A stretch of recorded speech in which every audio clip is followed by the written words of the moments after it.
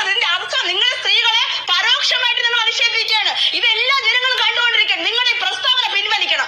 എന്ത് പുളകിതരായി പറയുന്നു.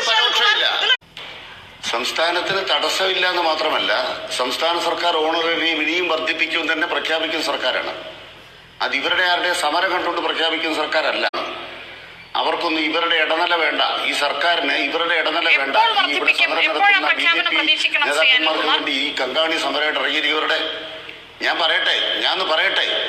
പറയട്ടെ സാർ.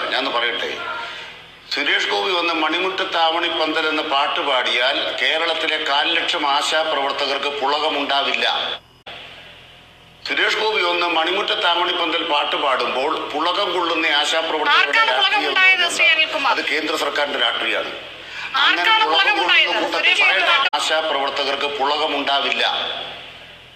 സുരേഷ് ഗോപി ഒന്ന് മണിമുറ്റത്താവണിപ്പന്തൽ പാട്ട് പാടുമ്പോൾ പുളകം കൊള്ളുന്ന ആശാപ്രവർത്തകരുടെ രാഷ്ട്രീയം അത് കേന്ദ്ര സർക്കാരിന്റെ രാഷ്ട്രീയമാണ്. അങ്ങനെ പുളകം കൊള്ളുന്ന കൂട്ടത്തിൽ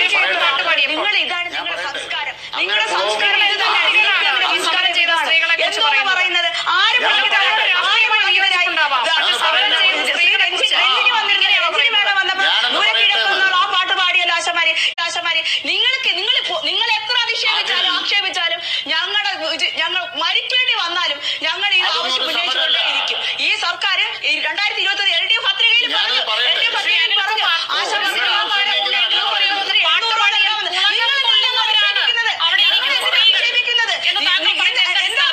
അർത്ഥം നിങ്ങൾ സ്ത്രീകളെ പരോക്ഷമായിട്ട് നിങ്ങൾ അധിക്ഷേപിക്കുകയാണ്. ഇതെല്ലാ ജനങ്ങളും കണ്ടുകൊണ്ടിരിക്കുകയാണ്. നിങ്ങൾ ഈ പ്രസ്താവന പിൻവലിക്കണം. എന്ത് പുളകിതരായി പറയുന്നു. നിങ്ങൾ പറയൂ, സ്ത്രീകളെ അധിക്ഷേപിക്കരുത്. നിങ്ങളുടെ CITയുടെ നേതാവിനെതിരെ ഞങ്ങൾ കേസ് കൊടുത്തിട്ടുണ്ട്. അതറിയാം, വക്കീൽ നോട്ടീസ് അയച്ചിട്ടുണ്ട്. സ്ത്രീകളെ ആക്ഷേപിക്കരുത്. നിങ്ങളുടെ CPMന്റെ ഈ നയമാണ് മാറ്റേണ്ടത്. സ്ത്രീകളെ അപമാനിക്കരുത്. നിങ്ങളുടെ CIT നേതാവ് പറഞ്ഞു, കരീം സാർ പറഞ്ഞു, ഈർക്കിലികളെന്ന് പറഞ്ഞു, പാട്ടപ്പിരിവെന്ന് പറഞ്ഞു. നിങ്ങൾ ഇത് ആരെ അധിക്ഷേപിക്കുന്നത്? ഇവിടെ CITയുടെ INTC മാത്രമേ സമരം നടത്താവൂ. അധ്വാനിക്കുന്ന ഏതൊരു തൊഴിലാളിക്കും സമരം